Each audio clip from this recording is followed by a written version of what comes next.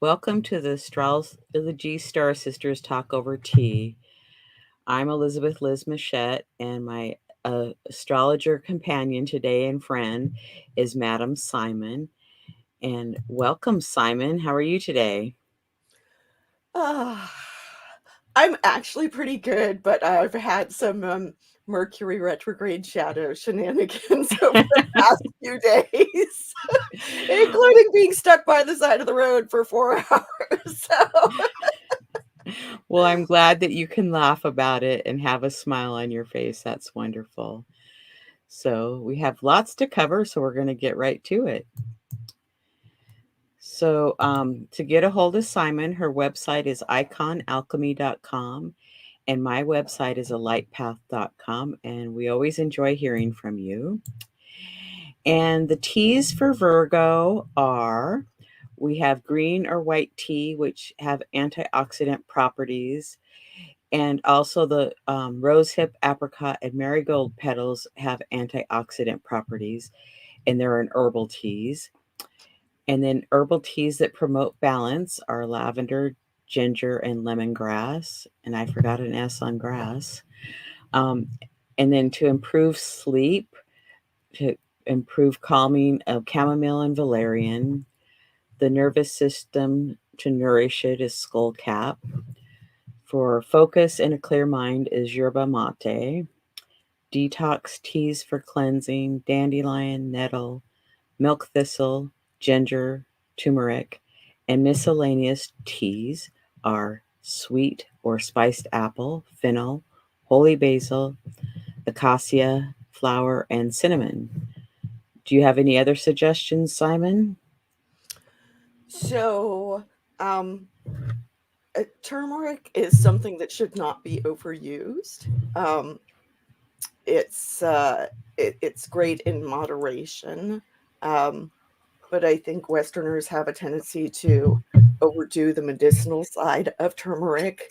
Um, and while it's great in Indian cooking, um, it, it, there's a difference in the chemistry of these things when they're being cooked with other herbs and spices in a skillet um, versus people overdoing turmeric in medicinal blends. So, but it's great in moderation with other herbs.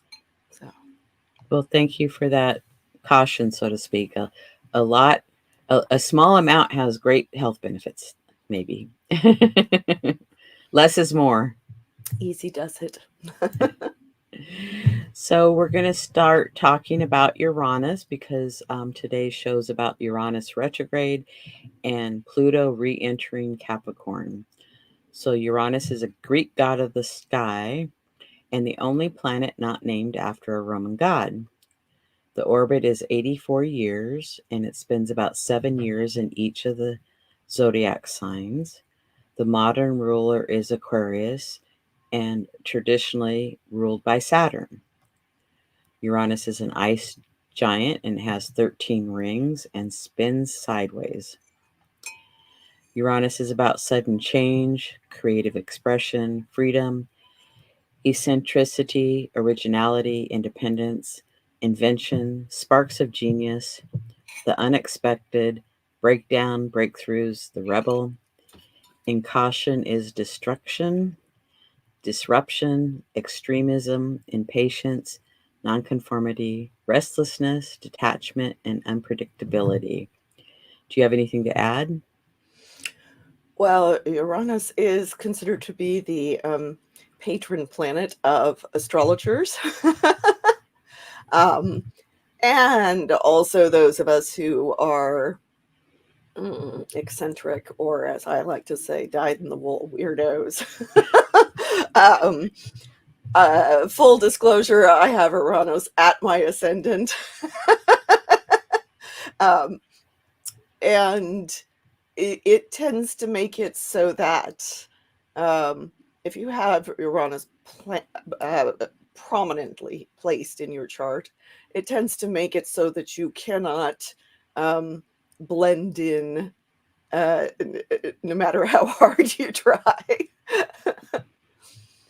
In planets on the ascendant, it's like we have to filter through that. And so people see us through our sign that's on the ascendant, but also the planets are in the first house. So, what would you consider a prominent Uranus?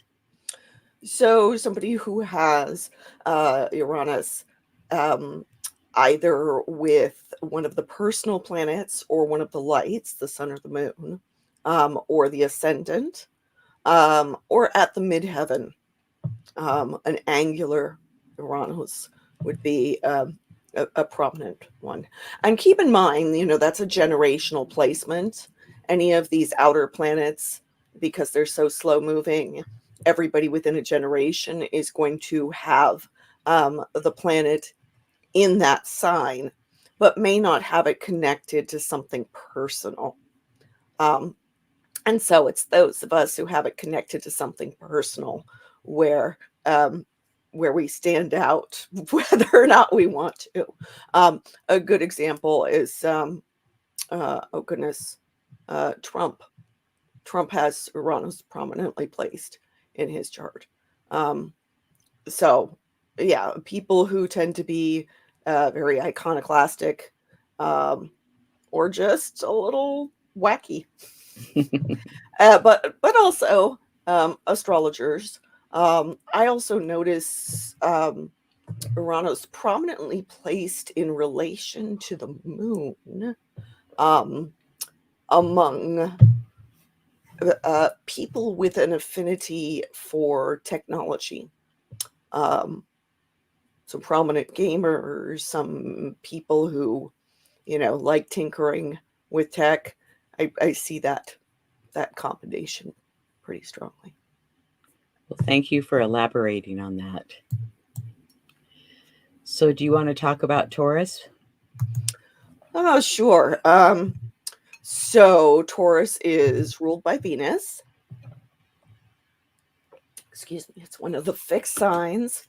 Likes their creature comforts, like tea. I'm drinking famous Edinburgh tea with cream and sugar and a little bit of MCT oil and some sort of mushroom mix. Anyway, so Taurus is it's associated with rules the throat, the neck, the thyroid, sugar. It's interesting. Why did you put sugar there? Not that I disagree, but but it's interesting next to all these physical things. It just came through, so I put it in. And actually, it associates more with Venus in the sign Taurus. So, Okay, my but that mistake. makes some But sense. But yeah, that makes sense. Venus, think about Taurus in relation to the good life. Taurus wants things to be physically enjoyable. It rules our survival needs. But it really doesn't just want to scrape by. It wants to be comfortable and provide for ourselves comfortably. So I like to say that Taurus is good food shared with good people in a beautiful environment. Um, and we've got these keywords here. It's determined, practical, a manifester, a builder, governs possessions, has an earthy quality to it, is concerned with beauty and sensuality and wealth. It's focused, resilient, thrifty, and slow moving. If a Taurus does not want to budge, the Taurus will not budge. It can be very obstinate, stubborn, right? For better or for worse, sometimes being stubborn is a really useful quality. It's possessive, can be materialistic. I mean, these are the cautions associated with it. It can be inflexible and unyielding. Again, sometimes being unyielding is a useful quality. If you need somebody to hold the line in whether it's a battle or a football game, you're going to want somebody with that unyielding quality, right? It's resistant, resistant to change, can be stingy. That's a caution. I don't see any of those things as being requirements of the sign, but they are possibilities. And that key phrase of "I have," somebody once described, this progression from the signs from Aries, which is youngest sign, right? Is I everything. It's learning how to assert its existence, right? But then in human development, what's the first thing that toddlers do? As they're starting to go around, they go around touching everything, going, mine, mine, mine. And so Taurus is that, after we've established that we exist in Aries, now we go and determine what is ours. And note that what is mine doesn't have to be something that we can't share, but we do need to have our own material needs provided for first before we feel comfortable sharing. So. Yes, thank you. And it's possible that people could all of a sudden have some sugar cravings, perhaps, and it's like, be gentle on yourself and work through it, and maybe have a little, and instead of having, a huge amount because you're trying to resist, or, drink a glass of water and have none. Or a cup of tea. How's that? Okay, so we're going to talk about Pluto. Do you want to do Pluto? So Pluto is named after the Roman god of the underworld. Has an orbit of about 148 years, spends anywhere from 15 to 26 years in a sign, because that orbit is elliptical. It's not a perfect circle. Modern astrologers consider Pluto to be the ruler of Scorpio. I'm a stodgy traditionalist, and so I consider Scorpio to be ruled by Mars. Pluto was demoted to a dwarf planet in 2006. Yeah.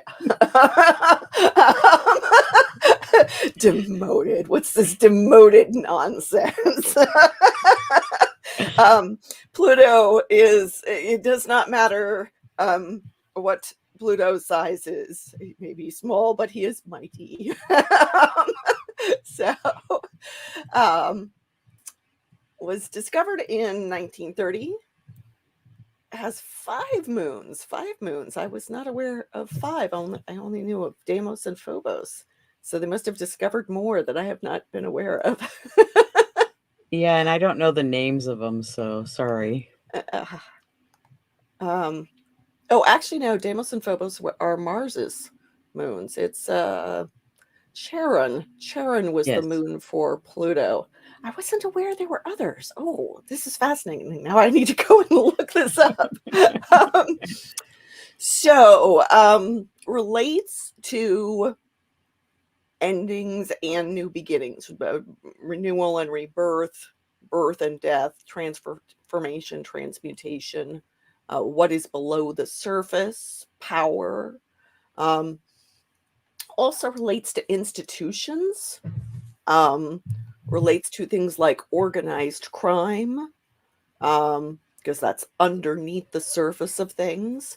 But because Pluto relates to power, also relates to governments. The cautions associated with Pluto are obsession, destructive energy, controlling behavior, revenge. I would also say that, Pluto governs our shadow behaviors. And so when we are experiencing Pluto transits, things come out that we, always expected to have remain hidden. This is why some Pluto transits can be associated with scandals. But Pluto is very good for if you want to get to the bottom of a mystery. Okay. Doing so during Pluto transits can be helpful, because Pluto loves to bring up all of the weird, intense stuff that at least somebody wants to have remain hidden. So Pluto is very good for exploring mysteries. This is why Pluto is associated with occult studies.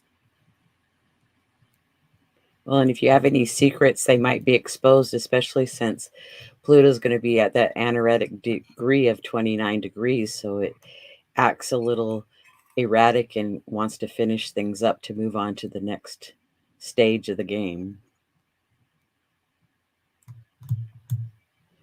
So Pluto's going to be in Capricorn, and Capricorn is a cardinal earth sign. Its planetary ruler is Saturn, and Saturn is associated in Capricorn with the 10th astrological house. The key phrase is I utilize or I function in the world. It rules the skeletal system, joints, bones, knees, teeth, skin, ligaments, tendons, and the spleen. And some keywords for Capricorn are focused, structure, purpose, father, time, rules and regulation, government, discipline, organized, ambitious, dependable, steady, patient, skilled at navigating complex situations, optimistic, a leader, goal oriented, and time. Oh, I already have time on there. And old age, too. I wouldn't normally associate optimism with Capricorn.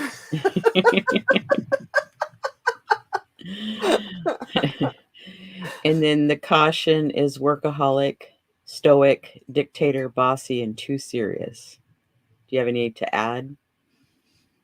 Yeah, I kind of feel like Saturn intends to be more pessimistic than optimistic. Though I don't know, you and I both have Jupiter and Saturn in relation to each other. So the what do you call it? The spectrum from optimism to pessimism is kind of tied together for both of us.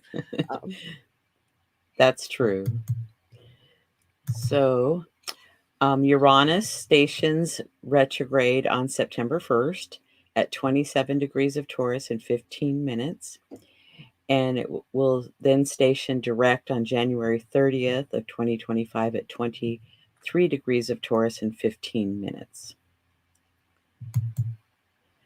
So we're going to look at the Sabian symbol for Uranus going retrograde. And in 1925, spiritualist medium Elsie Wheeler channeled the Sabian symbols with the assistance of Mark Edmund Jones. And they are a phrase that implies a symbolic image for each of the degrees of the zodiac. So and we round off to the next number in the Sabian symbols. So for Uranus station, we're going to use 28, Taurus 28. A woman past her change of life experiences a new love. And the keynote, man's capacity to rise in consciousness and feelings above biological limitations. And I would say the key word is a re-beginning. So that's kind of nice that we're going to possibly have some new beginnings, whether we're young or old. It's like new possibilities and new potentials. Do you have anything to add? No, that sounds like a nice thing to to hope we get out of this. Well, and sometimes when we're in change, because Uranus is about change, we can say, oh my gosh, this thing happened and, it's ruined everything that I had planned. But sometimes a month or two down the road, we can say, oh, that was the best thing that could have happened because I wouldn't have done this. So. And actually, I mean, when we're looking at Uranus to begin with, we're looking at change because that's very much what he's associated with. And I see that kind of thing very much with Uranus, that sometimes the things that changed seem really disruptive, and intense and difficult, and then a while down the line you're like, shouldn't have happened any other way. So Exactly. So we have the astrology chart here for the Uranus station in retrograde on September 1st at 8:18 a.m. Pacific Daylight Time, and this is the Seattle chart. And then I have the aspect key in here for those, because we talk about aspects, so it just gives you a little more information. You can pause it and take a picture if you watch later, or come back and watch it. And I'll put the link in where you can download it off my website too. So would you like to start? Oh, so this chart has all sorts of stuff going on. So, wow. So we've got first of all, we've got a kite that is going on, which is a grand trine plus a minor grand trine. And in this case, we've got all three outer planets are involved in the minor grand trine. So Pluto is loosely trine Uranus, and both of them are sextile to Neptune in Pisces. And then little old Venus is this one little personal planet who is facing down all three of these outer planets at once. And thankfully, she's only in hard aspect to Neptune, right? She's opposing Neptune. But a personal planet, when it is being aspected by an outer planet, the outer planet is always going to have the last word. The outer planet is the one that's in control of the situation. And outer planets tend to transform whatever they touch from the ground up. Okay. And Venus is the connective principle. She's how we interact, and she is how we she is what it is that we desire. Okay. And so to have Venus in this configuration with all three outer planets at once suggests that what it is that we want is being transformed, and how we relate and how we connect to other people is being transformed. And because these are outer planets, it's on a generational level. It's everybody who's alive at this time is going to be either directly experiencing those changes if we have planets or points near 7 degrees of Libra, or will be indirectly changed as a result of everybody else who's experiencing those changes. That's something to remember, is that sometimes when transits are going on, we personally may not experience much, but the people around us are experiencing stuff.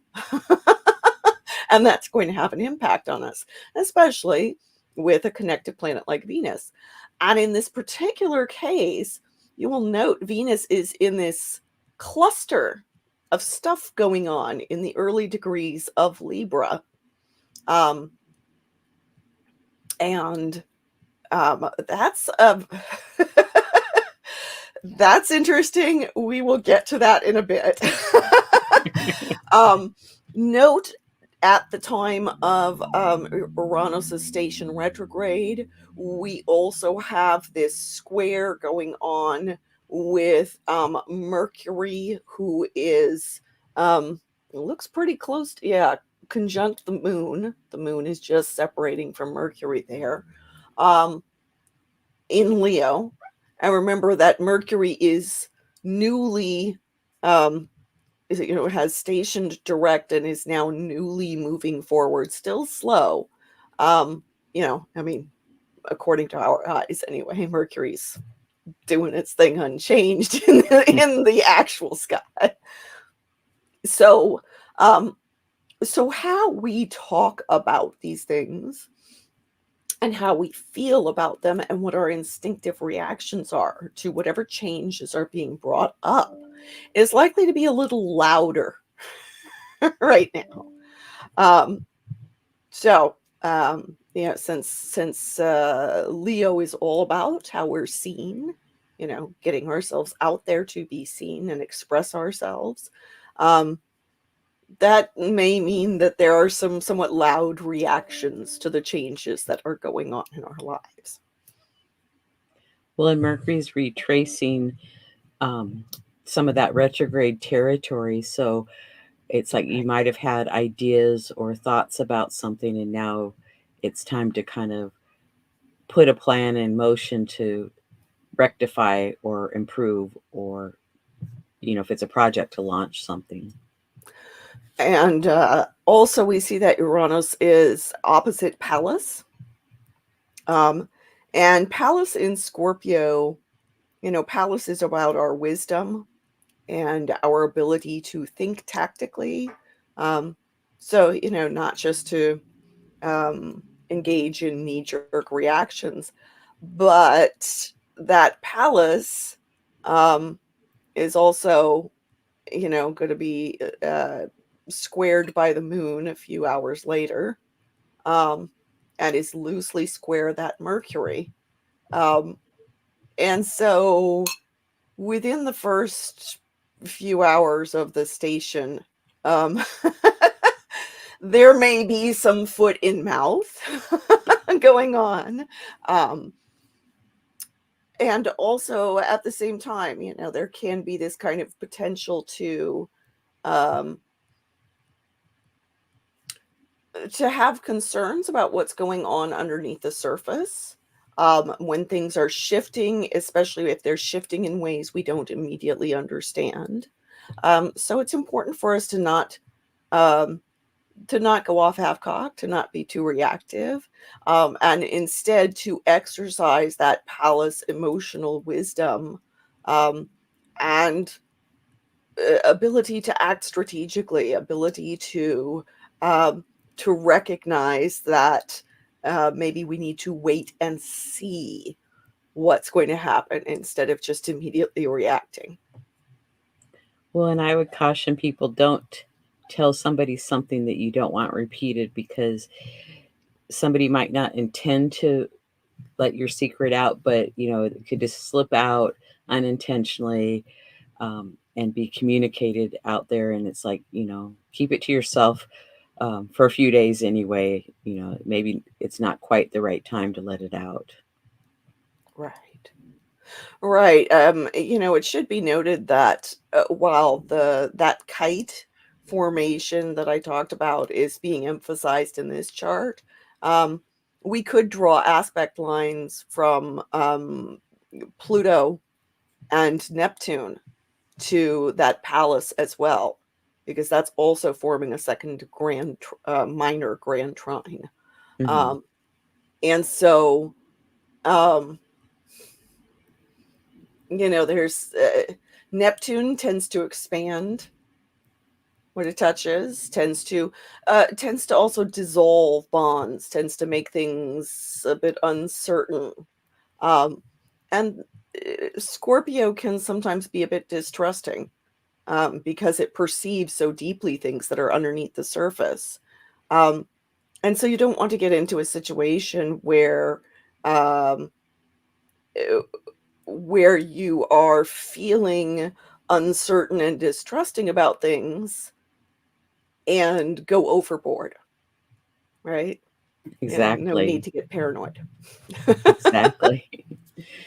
So I want to look at that big, I'm going to call it a Libra party there with Venus. Yes. And even though the ascendant's in Virgo, it's at a very late degree. And then we have Black Moon Lilith, and then Venus, the South Node, and Juno. And I just happen to know that Eros is, I believe, at 8 degrees Libra. So, there's a little bit of a party going on there that's part of that kite. Yes. And, making note of Eros's involvement.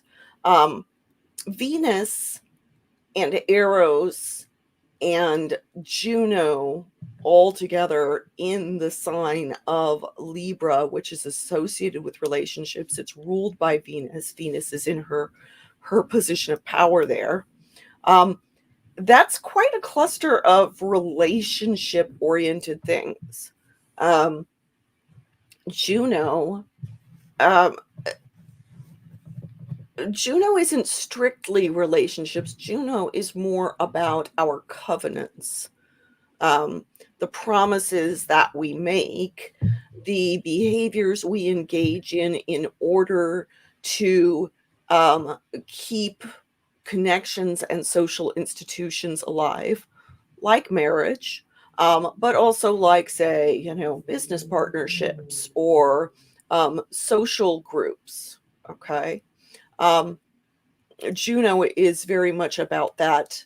Um, what are the promises that we make? What are the promises we keep? Um, and in connection with the South Node that's kind of a strange position if we're trying to keep things together. Because the South Node is about, what are we releasing? Where have we gotten perhaps too comfortable and now need to get out of that comfort zone a little bit if we're going to grow? And,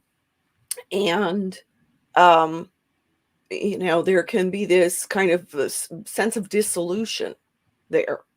And so to have Juno there along with Venus, who governs love and relationships, and then Eros. Eros is associated with erotic love, but I also very much think of Eros as being this vitality, our passions. Um, and and then you put Lilith there, who tends to bring out um, our authentic selves, but also some shadow behaviors. Um, she's very wild and free and not interested in being pinned down by social conventions. Um, and so this combination makes it so that I feel like people are going to be re-examining where have they um, previously made promises or um, upheld connections that now perhaps are no longer appropriate. And we may see people saying, you know what, this is not a promise I can keep. Um, okay, for better or for worse. Do keep in mind there's nothing um, there's nothing in the planets that says this has to go one way or another, that it has to be what a human considers positive or a human considers negative.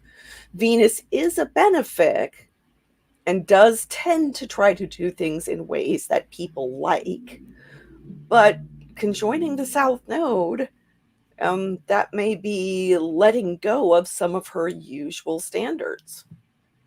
Well, in reviewing, because maybe you've been in a club for 10, 20, 30 years and it's just not fun anymore, and maybe it's time to release that, or review where you live. It's like, I'm tired of driving to work in my car in an hour and a half of traffic, so maybe I need to relocate closer, or maybe I want to relocate to closer to where my children live. It could be any kind of those questions. Those outer plants are really transforming. It's like, what do I need? If you have a really big house, do I really need this big house? Or is it time to get a roommate? Or is it time to move on to something smaller or different? Or even where you live? And keep in mind that because Libra is an air sign, and air signs govern thought and communication, some of this can be internal. Some of this can be, um, what are some of the social standards that I have allowed to shape my life that now I'm looking at, and perhaps they are inappropriately restrictive. Maybe they are where I have internalized other people's attitudes and judgments, and they're not what's right. Keep in mind that Libra, its symbol is the scales, and so it has an association with justice. And there are lots of unjust situations in the world that we put up with all the time that maybe we shouldn't. Exactly. And even in our own lives, or we've allowed things. So, Mhm. and if we've been doing a lot of work on ourselves, some issues that maybe we thought we healed in a certain level, they might poke their head up and need a little bit more attention. Okay. Oh, and we already talked about Eros because I did make another slide about adding it to the mix. And then Vesta is semi-sextile to Venus. Um, Mhm. and Vesta is about our hearth and home. Do you want to add anything about that? So, Vesta is the Roman goddess of the hearth, as opposed to Hestia, the Greek goddess. And there is a shift in the temperament between the Greek version and the Roman version, where the Roman um, goddess is more about, the hearth and home as a symbol um, related to the empire. It's not just personal. Okay. And so Vesta can be what we hold sacred, that sacred flame notion, um, but can also have to do with um, ideals on this social level um, that I think do relate to what are the standards that connect us. Um, in a way, there's a relationship also with Juno there. That sense of what is it that upholds the sense of this is my home, but also this is my country. Okay. Um, so I find it very interesting. We've got this semi-sextile between Vesta and Venus. Venus, who is in her place of power, domiciled in Libra, but is part of this crazy Libra cluster and being reshaped, transformed by these outer planets. A semi-sextile can be taken to represent what the earlier planet is growing into, what it's becoming. And so thinking about Vesta in terms of both what we hold sacred personally, but also what we hold sacred collectively, is becoming this Venusian quality that is being deeply, powerfully transformed, and in the process is letting go of a whole lot of stuff. And we could certainly, I mean, we could get all gloom and doom and be like, oh, there's like loss and tragedy there. But I suspect there's actually a lot of freeing up of our ability to connect more deeply because all three outer planets are involved. That's just a whole lot of really powerful transformational energy. And I feel like this is something that, we may find ourselves needing extra time to process some of these shifts, especially because they're not necessarily happening on a conscious level. And so we may be like, oh, why is it that I'm like suddenly sitting here needing to think, and I don't quite know why I'm needing to think for a while about these things. So, if you find yourself in that position over the next few days, just give yourself some extra time and maybe a cup of tea. Well, and be patient with yourself and others, because I would say from now until, into the next year, probably springtime, there's probably going to be a lot of changes. And lots of times when the first change happens, that it doesn't stay the same because there's always adjustments to that. And so be gentle and don't get freaked out about the changes. Also, it should be noted that that kite formation that we've been talking about is going to be repeated with Mercury in the place of Venus, and also with the Sun in the place of Venus later in the month of September. And so we're going to get this process of transformation is going to be repeated with our brains and our conscious awareness and our sense of self and sense of purpose. So Venus is leading the way here in that transformational energy, which is kind of nice that love is leading the way. She's opening the door. Yeah, she's opening that door. But yeah, this is a repeating theme, is what I'm getting at. So we're going to be experiencing this in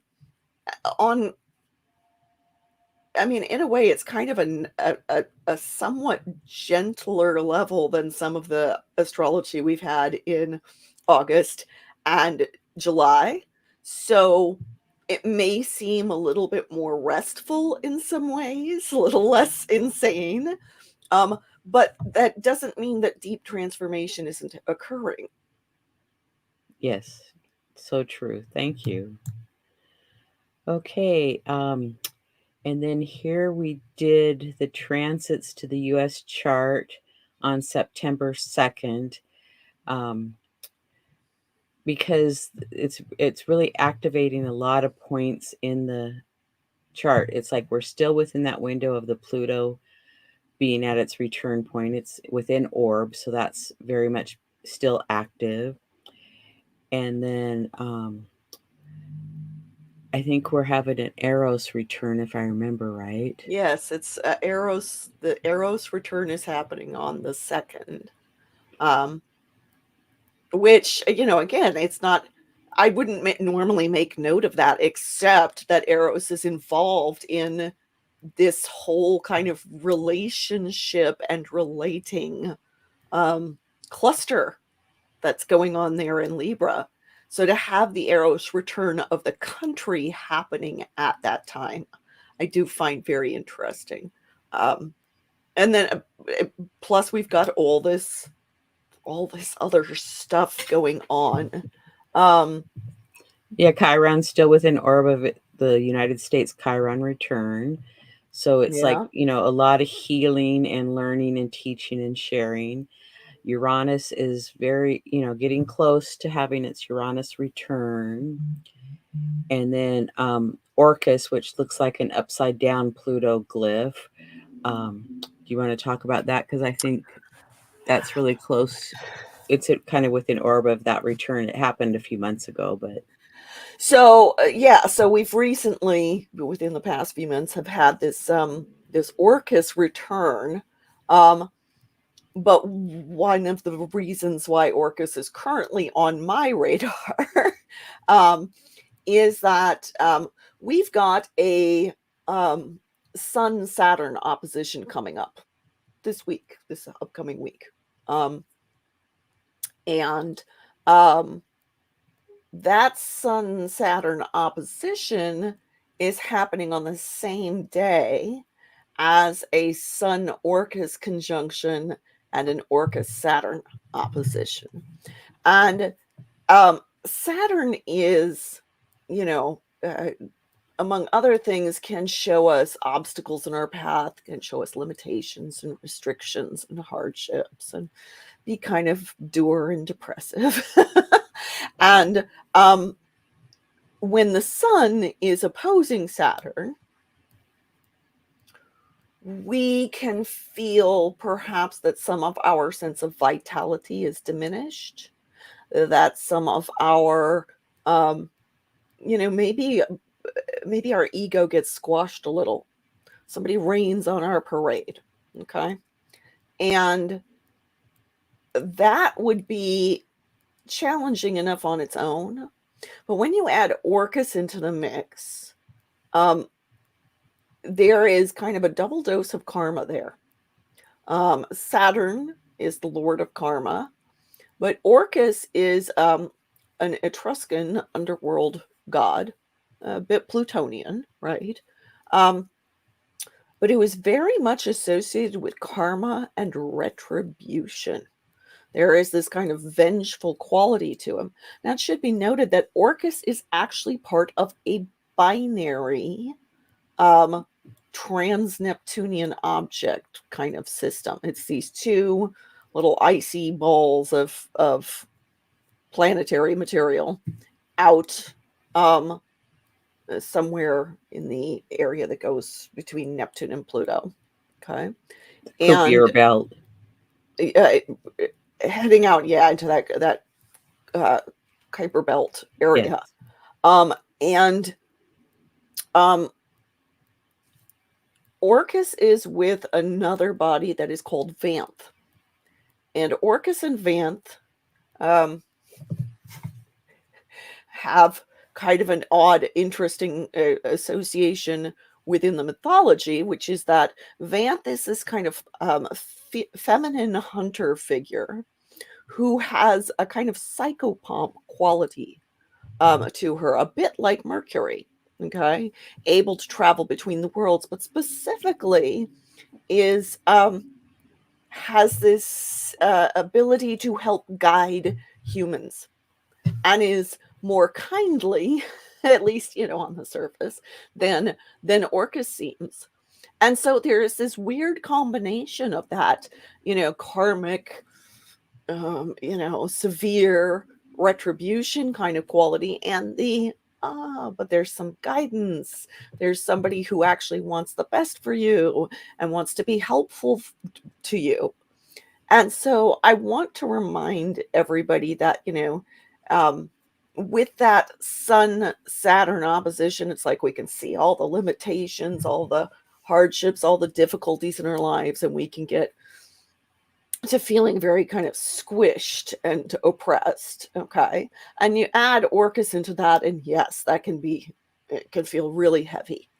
But at the same time, please remember that Vanth is there and wants to help guide us through this, wants us to be able to come through our karmic lessons, to actually come out on the other side, to not just be eternally squished and flattened by it, but to actually learn what we need to in order to be able to progress and to be able to face our difficulties in the future without getting squished by them. So yes, some serious stuff may come up over the course of this week, but please remember that there is the potential for guidance and learning here. And the other thing I want to mention is that Neptune is applying to an opposition with Neptune. So the transiting Neptune is opposite the natal Neptune of the US, so to speak. So illusion but I would say working on the dream. What's the dream? What's the vision? And not allowing ourselves to be led down the garden path by illusions and delusions.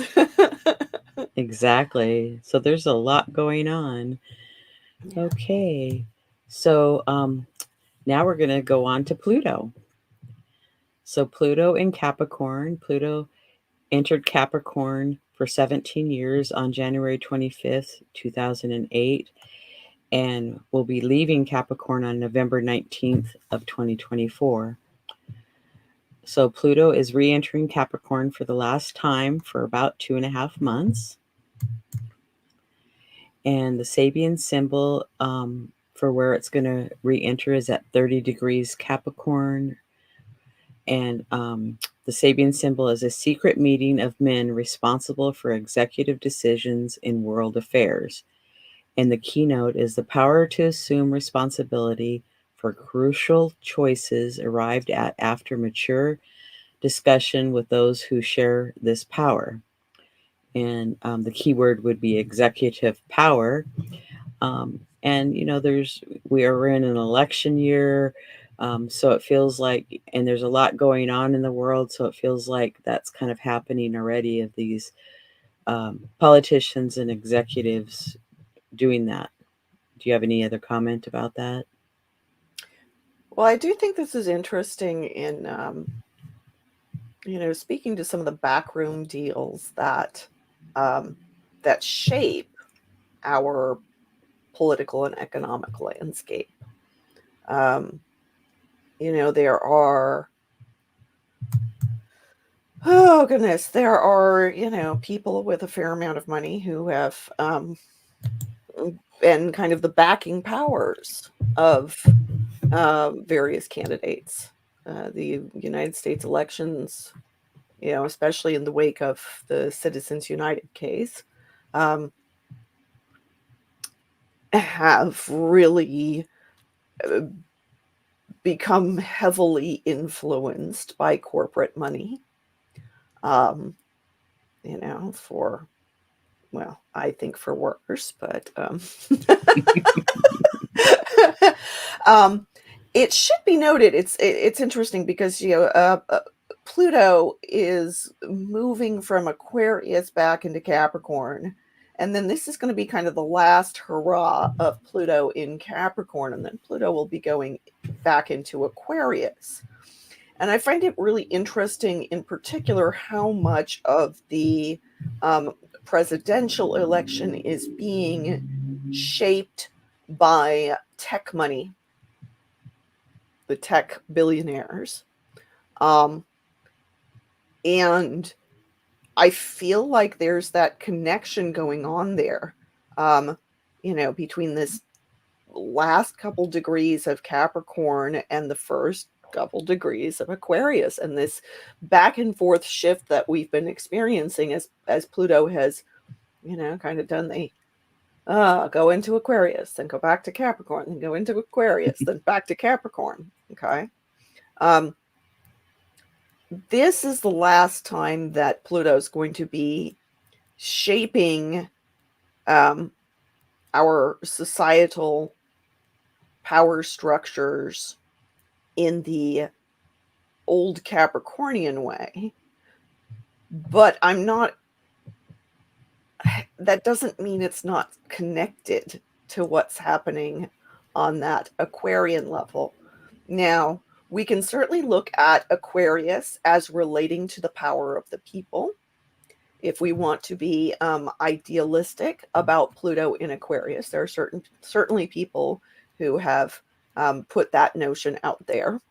But I very much see Pluto in Aquarius as exposing, digging up the shadowy underbelly of tech power and tech money. And so I feel like this path toward the U.S. presidential election being in that last, this last little journey into Capricorn, is emphasizing the prior political and economic structure, but it's doing so in a way that feeds into the technocracy. So, I mean, we'll see how that pans out, but I am not one of the folks who is convinced that it's a shoo-in for us to have a nice, transition into a more egalitarian Aquarian age. I feel like power is power. And the folks who currently have it are going to continue to endeavor to exercise it. The way that the shift is happening may simply be in the means of exercising that power. And we who, wish to have a more equal society, need to recognize that if we are going to endeavor to shift the balance of power in favor of the people. Well, and it takes time to make changes. So, and when people are resisting, it even takes more. Yes. Okay, so Pluto re-enters Capricorn on September 1st at 2:47 p.m. Pacific Daylight Time, Seattle, at 29 degrees and 59 minutes of Capricorn. And for the Seattle chart, we talked earlier about Ximon having Uranus in the first house. Well, here for this Pluto re-entering Capricorn on the west coast of the United States, we have Pluto in the first house. So that energy is filtering through Pluto. So we might feel this one kind of a big punch, maybe, or some big something's uncovered and there's information released that maybe we suspected it, maybe we didn't. It could be a big surprise. Right. Okay, and we have as Pluto re-enters Capricorn, aspects to Pluto, and there's quite a few of them here. So the dark blue is a trine with Pluto, a grand trine, and then it's Pluto is still trine to Uranus, and then Uranus is trine to the black moon and Venus and South Node and Juno, which we talked about with Uranus. And then we have a finger of God. So Mars is sextile to the moon and it's pointing to Pluto. So to me, that just intensifies that Pluto power energy. What would you say about the finger of God? Well, it's interesting because, as I mentioned before, outer planets typically have the last word in configurations, but here the pressure is on Pluto. It's kind of like upstart Mars and the moon are pointing to our institutions, to the more secretive exercise of power. So we may see, well, maybe not see, but there may be personal agendas that affect that larger institutional will. And whether or not we actually see evidence of it now, or more likely that things are set into motion that we only begin to recognize at a later point. But I do find this to be an interesting, fateful little moment.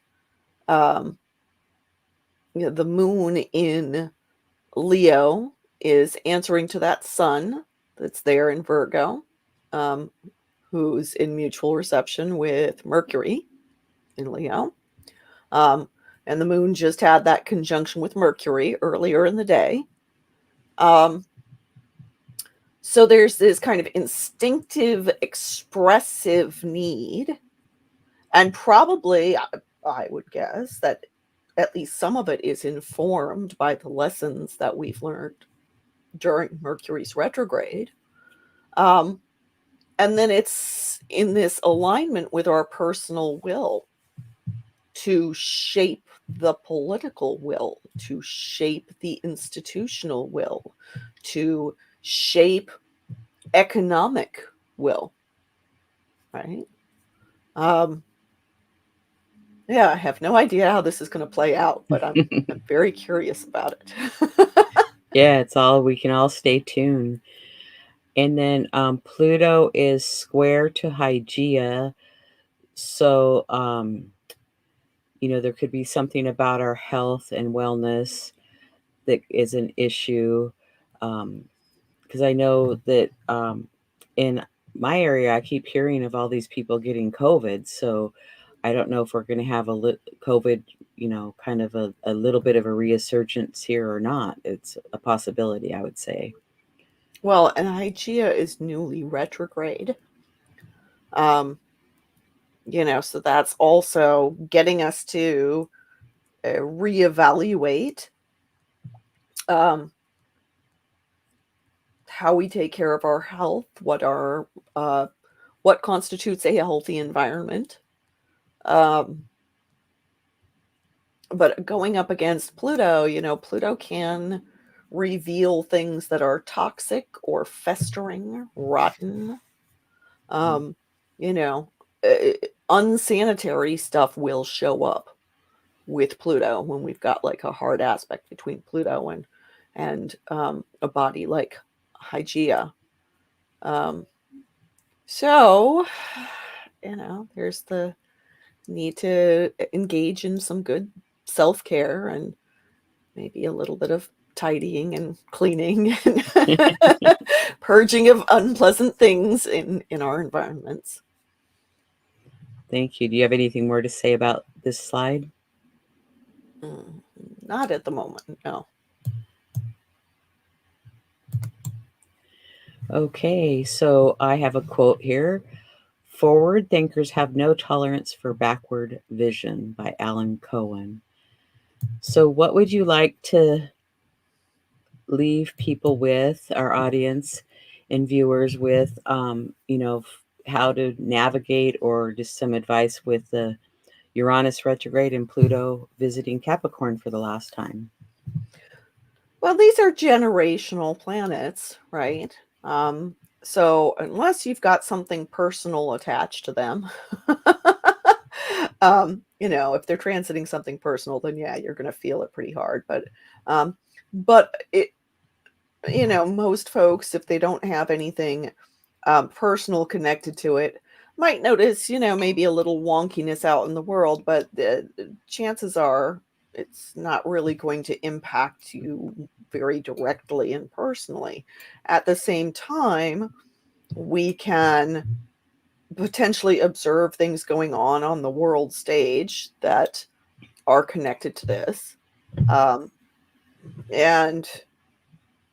as these various transits happen with the personal planets interacting with these outer planets, I think we're going to experience some more personal connections with these things. But these being part of these kite configurations, this is not hostile change, right? This is something that we're being given the opportunity to profoundly shift how we experience these personal energies. And then how are we making use of them out in the world? There's this back and forth between the personal and the collective going on here. And the collective is shifting, whether we are personally intentional about it or not. And we're all going to have to adjust to those shifts and determine how consciously we are willing to engage with them. They're going to engage with us whether we want it or not. But being, mindful and observant, curious about what's going on, and not getting caught up in fear and anxiety and paranoia and all of that about it, I think is really important. When we're dealing with forces that are much bigger than ourselves, chances are we can't see it clearly because it's way too big for our personal ability to see. That doesn't mean that we can't be mindful and aware about what we can be within our own sphere. Well, and I would just say be kind to yourself and others. And if you need to make some health adjustments, and that could just be, go for a 10-minute walk every other day or drink some more water. It's like just start implementing those and then releasing what is no longer useful in your life gently and easily for you. So, Yeah. and I want to thank all of our viewers that are here today. We enjoy having you, and come back for more episodes of the Astrology Star Sisters Talk over tea. And other episodes that I do with Justin Elzy are the full moon forecast, the astrology forecast each month. And we've started a new Chiron asteroid series, and part 2 will be next week. And the Astrology Star Sisters, I do a dwarf planet series, the autumn equinox with Madame Simon next month, and the Libra decans using astrology and tarot with Joy Vernon. And You're a Cup Full of Stars with part 2 with Marcia Bouchard, and that's on the fixed stars. And then I will be on Talk Cosmos on Sunday, September 1st at 1 p.m. And you can watch it live here on my channel. And then here's Simon's information. Would you like to talk about that, Simon? I can be found both on my own website and on Patreon. On Patreon, I give weekly transit reports to all my patrons, and also custom artwork, astrological artwork for my patrons. And then, like Liz, I am also a consulting astrologer. So if you wish to schedule a consultation, you can visit me at my website. Thank you. And I do consultations also, and you can send me an email to make an appointment. And I have a newsletter if you'd like to subscribe to that, or to subscribe to my YouTube channel and like and leave a comment. And Simon's website is iconalchemy.com, and my website is alightpath.com.